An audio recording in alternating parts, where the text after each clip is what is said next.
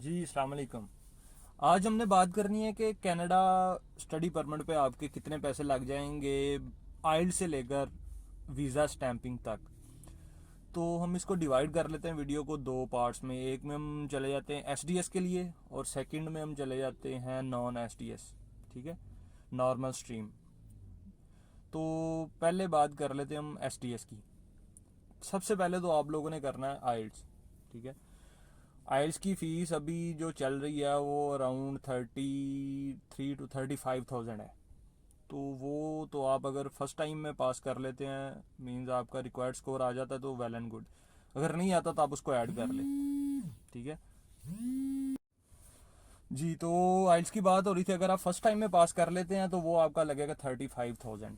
ठीक है, अब नेक्स्ट जो चीज़ है वो है आपके एडमिशन।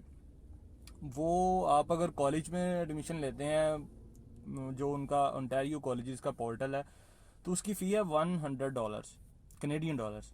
तो उसको आप कन्वर्ट कर लें तो आज के दिन में बनेगा अराउंड 12,500। ठीक है, वो आप लिख लें इसको। तो इसके बाद जो नेक्स्ट उसका होगा वो आपका आ जाता है, ऑफ़र लेटर आ जाता है। ठीक है, फिर उसके बाद आपने क्या करना है, आपने करनी है फ़ी पे। वो होती है जी कोई अप्रोक्सीमेटली $12,000 कैनेडियन से लेकर 18,000 20,000। वो डिपेंड करता है आपके कॉलेज के ऊपर या यूनिवर्सिटी में आप जा रहे हैं तो यूनिवर्सिटी के ऊपर। ठीक है, तो ये आप उसको ऐड कर लें। पहले हमारा 35,000 था, उसके बाद हमने जो एडमिशन के लिए पे किया वो अराउंड आपका 50,000 हो गया दोनों चीज़ें मिला के। और उसके बाद फ़ी आप लगा लें, हम एवरेज लगाते हैं $15,000 कैनेडियन। तो ये बन जाते हैं आज के टाइम में अराउंड 1800,000, 18 लाख और 50,000 हो गए, 18.5 लाख। उसके बाद आपकी एसडीएस में चीज़ आ जाती है कि आपने जीआईसी अमाउंट पे करनी है। तो वो जीआईसी अमाउंट है $10,000। तो उसके अलावा जो चार्जेस लगते हैं वो $100 लगते हैं। तो वो आपने ऐड कर लेने उसमें। तो वो भी आपका तकरीबन बन जाएगा अराउंड 13 लाख। उसमें 5% आपका टैक्स भी लगेगा, तो वो भी आपने ऐड कर लेना है। और अराउंड 13 लाख, 13.5 लाख उसका लगेगा आपका। तो हमारे बन के तो 18.5 प्लस 13, ये बन गया जी 31.5। हाँ, 3150,000 ओनली। नेक्स्ट जो आपका लगेगा वो आपका, अब आपकी जीआईसी भी होगी, फ़ी भी पे हो गई, उसके अलावा आपका आइल्स भी हो गया। अब रह गया जी आपका जो वीज़ा फाइलिंग में आपका खर्चा आएगा। वो सबसे पहले एसडीएस में आपने कराना है जो अपफ्रंट मेडिकल है। मेडिकल की फ़ीस अभी है तकरीबन 22,500 है शायद, या 300 है, इसके अराउंड है। अब उसको 23,000 मान लें, जो आप राउंड फिगर में कर लें, 23,000 वो हो गया। ये आपका बन गया 3150 प्लस 23, ये बन गया 3173। हाँ, मेडिकल भी हो गया। उसके बाद आप आ जाएं जी, नेक्स्ट जो आपका होगा अब होगा आपने जो अप्लाई करना है ऑनलाइन, उसमें आपका वीज़ा फाइलिंग प्लस बायोमेट्रिक, वो लगेंगे आपके $235। $235, 150 वीज़ा की फ़ी है और $85 जो हैं वो बायोमेट्रिक की है। तो वो 235 आपके बन जाएंगे अराउंड 28,000। तो ये मिला के आपका पहले हमारा बना था 31,72,000। ये 28 ऐड करें तो ये पूरा आपका 32 लाख हो गया। ठीक है, नेक्स्ट आपका आपने बायोमेट्रिक भी दे दिए, उसके बाद आपने कंप्लीट कर ली अपनी सारी फाइल। उसके बाद जी आपका वीज़ा आ गया। वीज़ा आपको दे दिया मैंने। ठीक है, आपका वीज़ा आ गया।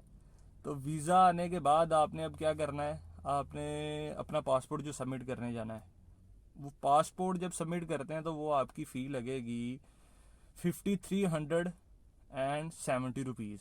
ठीक है, तो ये 5-6 हज़ार ये ऐड कर लें आप उसका।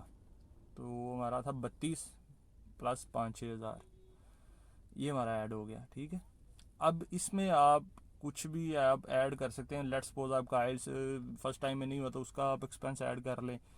उसके अलावा अगर आपको री मेडिकल देना पड़ता है वो भी आप ऐड कर लें। वो लहदा से हैं जो मैंने आपको एक बता दिया है कि फ़र्स्ट टाइम में आपका इतने पैसे लगेंगे। फ़ी डिपेंड, मैंने एवरेज ली थी 15,000, वो कम भी हो सकती है और ज़्यादा भी हो सकती है।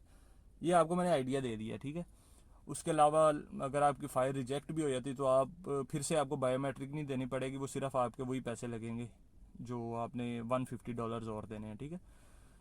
ये चीज़ें हो गई हैं हमारी। SDS बना हमारा अराउंड 3200,000 में पाकिस्तानी रुपीज़, ठीक है। अब हम बात करते हैं जो नॉर्मल स्ट्रीम है, जो नॉर्मल वीज़ा है, नॉन SDS जिसे बोलते हैं आप, उसमें क्या है। उसमें आपको पहली बात तो यह है कि आइल्स की भी ज़रूरत नहीं है, ठीक है, रिक्वायरमेंट नहीं है एम्बेसी की। अगर आपको एडमिशन मिल जाता है आइल्स के बगैर किसी यूनिवर्सिटी में, किसी कॉलेज में, तो आपको वीज़ा फाइलिंग के लिए उसकी ज़रूरत नहीं है। वो आप वैसे अपनी फ़ाइल को स्ट्रॉन्ग करने के लिए लगाते हैं तो ठीक है, चलें वो भी हम मान लेते हैं कि आपने आइल्स किया है, ठीक है। वो हो गया आपका 35,000। उसके बाद आपने अप फ्रंट मेडिकल सॉरी उसके बाद आपने फ़ी तो पे करनी है, लेकिन नॉन SDS में आपको पूरे साल की फ़ीस पे करने की भी ज़रूरत नहीं है।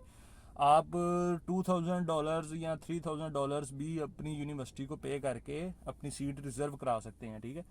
हम उसको लेते हैं जी एवरेज पे $2,000। $2,000 बन जाते हैं हमारे कोई 2.5 लाख रुपये, ठीक है। 2.5 लाख और 35,000 आपका बन गया उसका आइल्स का, ये बन गया आपका 2,85,000। उसके बाद आपने क्या करना है, उसके बाद आपको GIC भी देने की ज़रूरत नहीं है, उसका भी आपका कोई एक्सपेंस नहीं होगा, ठीक है। उसके अलावा आपने क्या करना है, GIC भी नहीं देनी, मेडिकल भी अपफ्रंट नहीं होना।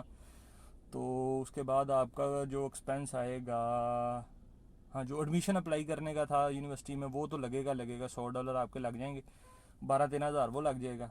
तो ये आपका 3 लाख हो गया, ठीक है। 3 लाख के बाद आपने क्या करना है, जो स्टेटमेंट आपने बनानी वो तो लहदा से, अगर आपकी अपनी है तो कोई उस पर एक्सपेंस नहीं लगाएगा आएगा। अगर आप बनवा रहे हैं किसी एजेंट से या किसी से, उसका एक्सपेंस आएगा जी। तो वो बात होगी हमारी, उस पर आपका एक्सपेंस आएगा स्टेटमेंट पे, अगर आपने बनवानी तो है, ठीक है। वो अगर आपकी अपनी है तो कोई भी उसका पैसा नहीं लगेगा, ठीक है। तो उसके बाद अगर आपकी फ़ाइल एक्सेप्ट हो जाती है तो फिर आपने क्या करना है, फिर आपको मेडिकल की रिक्वेस्ट आएगी, वो आप ऐड कर लें, 22,000 या 23,000 जो भी लगना है आपका, वो आपने ऐड कर लेना है। तो ये आपका अराउंड 3,25,000 बन गया, ठीक है। और इसके अलावा तो कोई भी आपका, हाँ, पासपोर्ट रिक्वेस्ट का इसमें भी आपने पैसे ऐड करने हैं। तो ये आपका 3,30,000 रुपये में जनरल कैटेगरी में आपका खर्चा आ गया।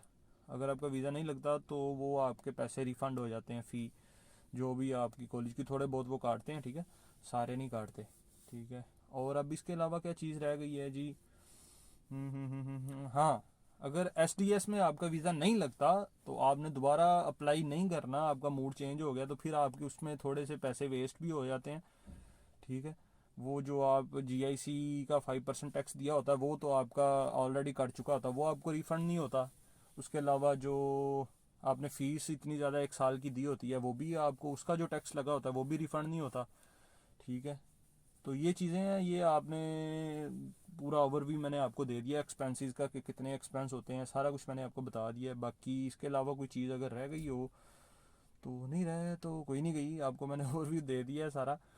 तो इसके अलावा अगर किसी के माइंड में कोई और आए तो, मेरा तो यही लगा है, इसके अलावा किसी के कोई माइंड में आए तो वो मुझे भी बता दें, ठीक है। अगर कोई क्वेश्चन हो तो इंस्टाग्राम पे मुझे आप फॉलो कर लें, कोई भी आपने मैसेज कोई भी बात पूछनी हो उधर कर लें।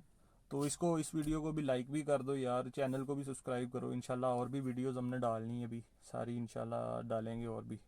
थैंक यू, अल्लाह हाफिज़।